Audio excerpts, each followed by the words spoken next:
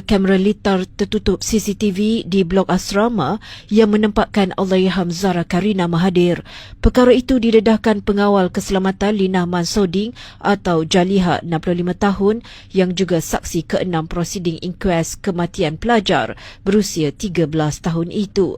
Menurut Linah, pada 15 Julai 2025, beliau bertugas sebagai pengawal keselamatan dari jam 8 malam hingga 8 pagi keesokan harinya. Pada jam 2 pagi, beliau membuat rondaan di blok asrama perempuan yang menempatkan Zara, namun tiada perkara mencurigakan ditemui. Bagaimanapun, sejam kemudian ketika meronda blok bersebelahan, seorang pelajar memaklumkan ada pelajar pengsan di kawasan longkang blok asrama berkenaan. Beliau berkata selepas itu dia sempat merakam gambar Zara dalam longkang sebelum ketua warden tiba dan menghubungi pihak hospital. Linah yang berkhidmat sebagai pengawal keselamatan di sekolah agama itu sejak 2012 berkata sepanjang rondaan sebelum kejadian tiada sebarang keadaan luar biasa diperhatikannya. Corona diberitahu